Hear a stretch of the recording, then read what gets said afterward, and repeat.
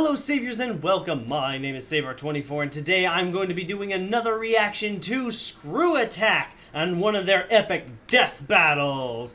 Now the strange part about this one is in the last video I decided to do a reaction to the Silver Samurai versus Shredder. Silver Samurai being a mutant from the X-Men series while Shredder being a villain from the Teenage Mutant Ninja Turtles series. But when I got done watching that particular video, I saw the showcase of the next death battle, and it was Smokey the Bear versus McGruff the Time Dog. The Time Dog? The Crime Dog. And I was like, what? What's going on here? Is this another one of those jokey kind of fights that's been going on? But it's here as to right now, and I can't help but wonder as to how this one's going to pan out. I haven't even thought about Smokey or McGruff. Actually, I haven't really thought about Smokey. I didn't even really know about McGruff.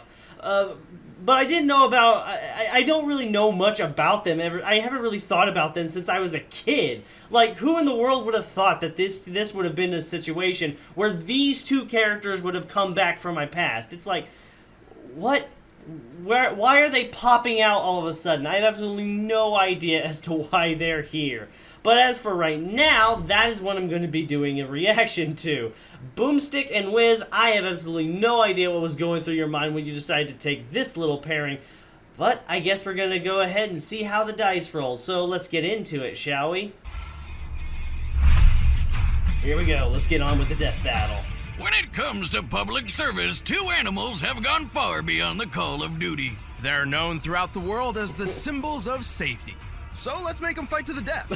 Smokey Right? Bear, Like- the firefighting mascot of forest safety. And McGruff the crime dog, taking a bite out of crime wherever he goes. Wherever He's he goes, Wiz and I'm apparently. Boomstick. And it's our job to analyze their weapons, armor, and skills to find out who would win a death battle. Oh, geez, it looks like Smokey would eat him. In 1944, America's forests faced an ever-increasing threat. With nearly 16 million men battling Nazis overseas, little manpower remained to combat the spread of forest fires. Every year, Forest 30 fires all over million the acres place. of trees would go up in smoke. Damn, Jeez, that's that even is more a lot. trees than Snoop Dogg can burn. America needed a new hero, someone who could prevent these disastrous blazes from occurring in the first place. That would be a Then good along thing. came a lovable cartoon bear named Smokey. So remember, only you can prevent forest fires. As a mascot, Smokey Bear did what he could to inspire the American people. He even partnered with Bambi to teach the ways of fire safety. Really? However, Smokey was still merely a dream, a figment of imagination, until one fateful day in the Capitan Mountains of New Mexico. What do you know? A forest fire broke out. And a the little mountain cub was trees were rescued. annihilated in a blaze so intense the 30 firefighters called to action were almost incinerated. Thousands Yeah. of forest critters either fled or died. All man. but one. Atop a smoldering tree clung a lone survivor, a small black bear cub. His paws burnt, his family lost to the flames. So after firefighters rescued him, there was only one name that fit. Smokey. Smokey Well, the Bear. first they named him Hotfoot Teddy, but they couldn't waste such a great PR opportunity. Adopted into the National Zoo at Washington, D.C., young Smokey became the living symbol of fire prevention. They Yay. even made an animated short of his new official origin story, and it's pretty horrifying, actually. The public adored young Smokey. He received so much fan mail, he had to get his own zip code. And That's since then, crazy. Smokey has successfully helped prevent forest fires and promote fire safety for over 70 years. Oh, jeez, And really? boy, oh boy, has he done a good job. Drown your campfires with water. Make sure it's totally wet. Then stir and drown again. Indeed, in just the first 20 years, annual forest fire damage dropped over 80%. That's Yeah, pretty good. Thanks to Smokey's advice, I've never started a forest fire in my entire life. I don't believe that. To my Neither knowledge, do I I. mean, I've had plenty of opportunities. Well, I'm impressed. I didn't think you took anybody's advice so seriously.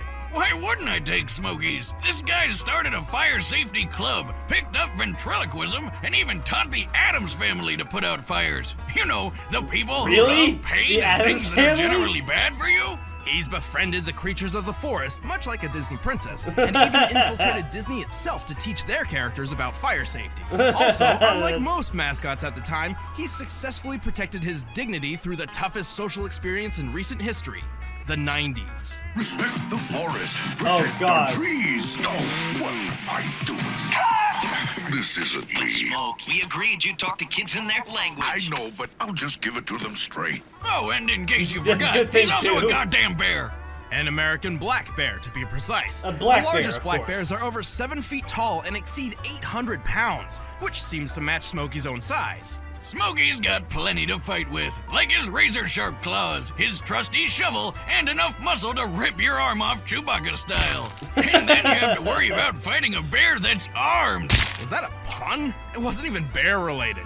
Wiz, you can't even bear the amount of puns I've got. What have you got? They're putting As up a if. counter now. Unlike Boomstick, Smokey isn't one to just do the bare minimum.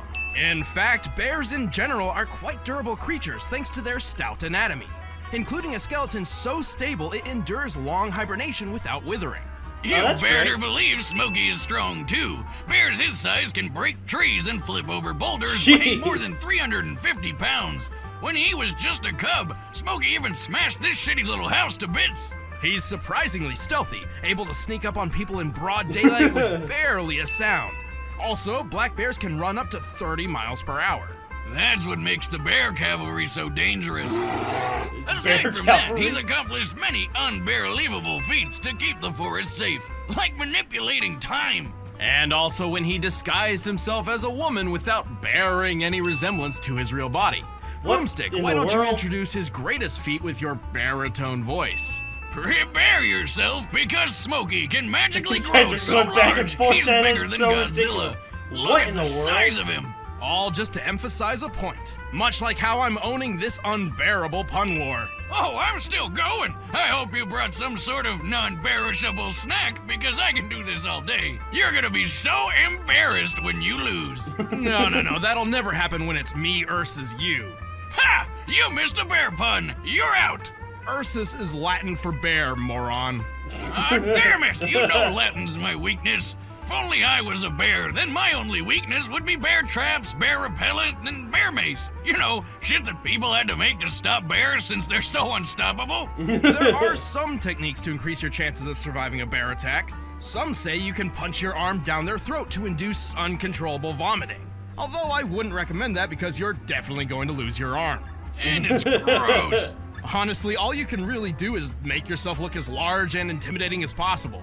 Now I know a foolproof way to escape a bear. You just gotta be faster than the guy next to you. Well, it's a good thing Smokey chose a life of education and isn't chasing people down. The last thing you want after you is an 8-foot-tall bear with a giant shovel and a grudge. Only you can prevent forest fires. Smokey, look out, Jim, Smoke! I gotta get back to the forest. Okay. What do they Let got me on take you on a McGruff to trip make this back whole to thing? the late 1970s, also known as the feel-good decade, a time where individualism and personal liberation took center stage. But not everybody took that as a sign of peace. Yeah, domestic crime was getting bad. Like, really bad. Oh, jeez. At the turn of the decade, the American people made a hero to save them from themselves. A dog in a trench coat. This canine began Trench his coat campaign OP. modestly enough, but he needed a name. After 8 months of polling, he was given one, along with an unforgettable slogan. Take a bite out of crime. McGruff, the crime dog. Focused and determined to make that bite count, McGruff hit the streets hard and fast. In just a year, more than 50% of Americans had seen at least one McGruff advertisement. It's because teenagers are the victims of over 2,000 violent crimes by strangers every day. You can help stop it. That's because he was willing to get his job done by any means possible, even if it meant ultimate embarrassment. He used commercials, cartoons, comic books, video games, musicals. He even released his own anti-drug album with such classic singles as Really? He had Crack an and album? Cocaine, Cause nobody's needing that crack and cocaine, making a mess of your mind. That's a legitimate song, you're kidding and me, right? Inhalants. You'll be suffering pain. Cause inhalants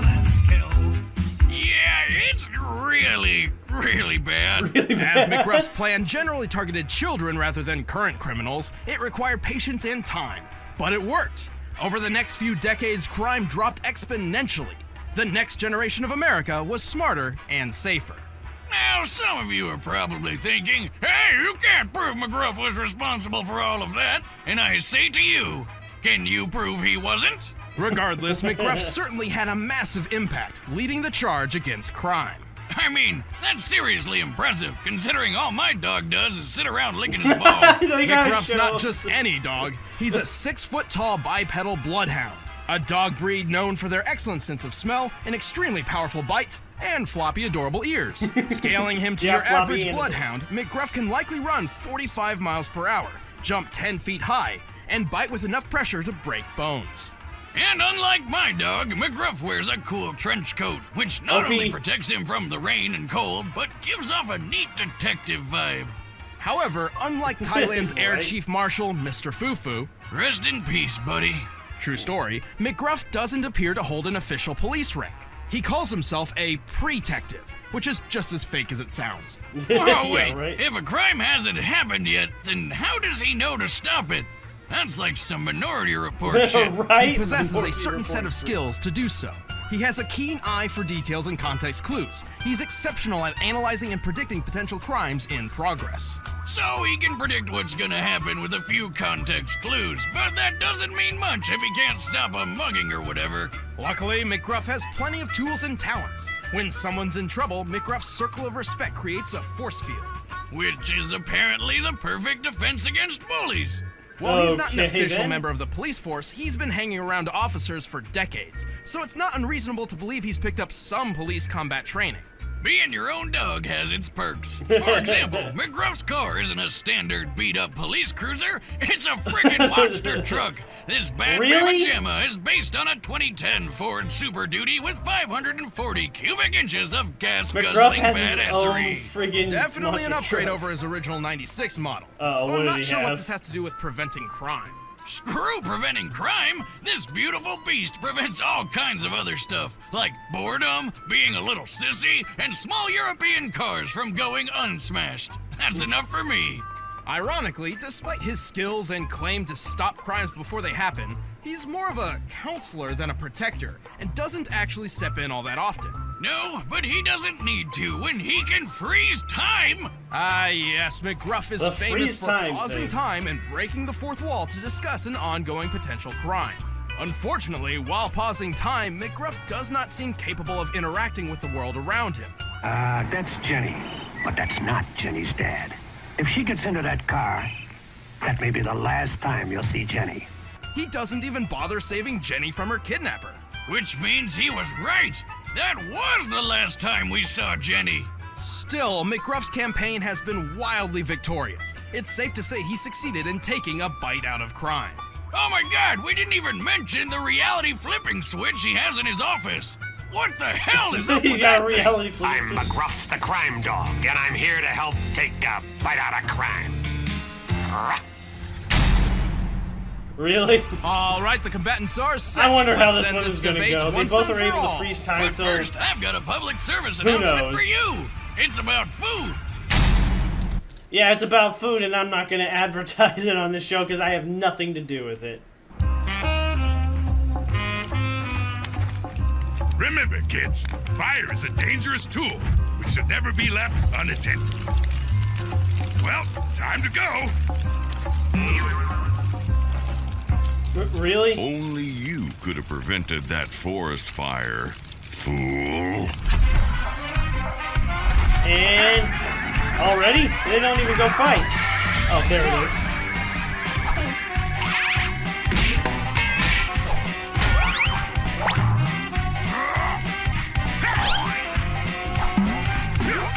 This is such... I already feel like this is so jokey. You should learn to respect your surroundings. I'll show you respect.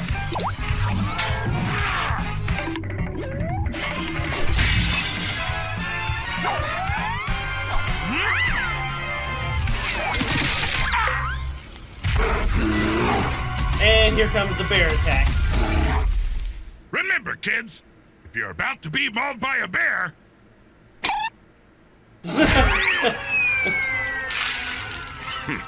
Stupid dog. Take a bite out of this! A nitro button? Really?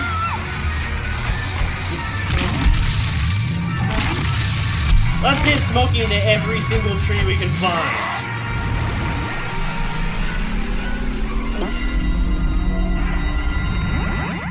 Not even you can prevent this!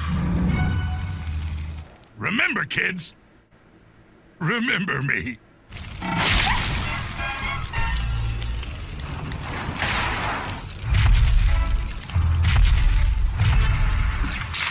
Yeah, I felt like McGruff was completely outmatched in this one. KO! Looks like McGruff had a rough time out there. Smokey was clearly the stronger combatant, thanks to being a giant bear, really. McGruff wasn't totally outclassed. His greater speed and smaller size made the battle quite tedious for Smokey.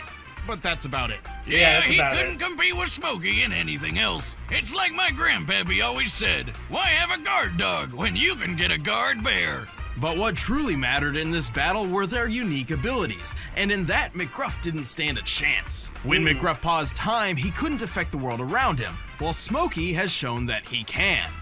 And really, what are you gonna do against a bear that can grow to the size of a mountain? So, bear beats dog, Smokey's powers were superior, and ultimately Smokey had far more options to take McGruff down for good. Smokey was just more than McGruff could bear. Ha-ha! One last bear pun! Suck it, Wiz! The winner is Smokey Bear. Stick around, we're about to announce the combatants. Yeah, Smokey was just after they announced how little McGruff actually did in the situations that when they were being compared against each other. I was like, McGruff's not gonna have a fun time. I was like, it was like easily outlandish on how bad McGruff had it in this situation. It was like, yeah, the time lapse situation, but McGruff apparently doesn't interact with anything. Not exactly gonna go well for him. I felt like this was more of a jokey fight, kind of like with Hercule and Dan, but at the same time, it was like, was this one even kind of brought up? That being said, it was still pretty entertaining to listen to the stuff that they had going on for them. But let's see as to what they have in store for us for the next fight.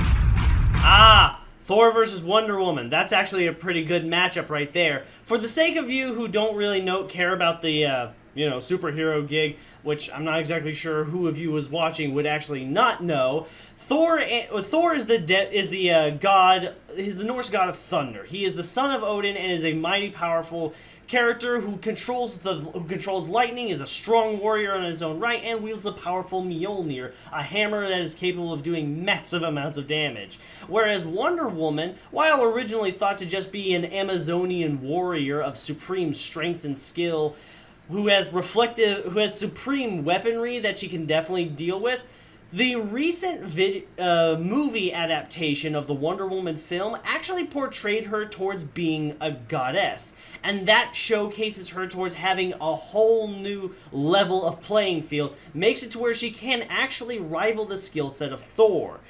But how well is the skill set going to be matching? I have absolutely no idea, but I am excited for this matchup more than I was for what I just watched.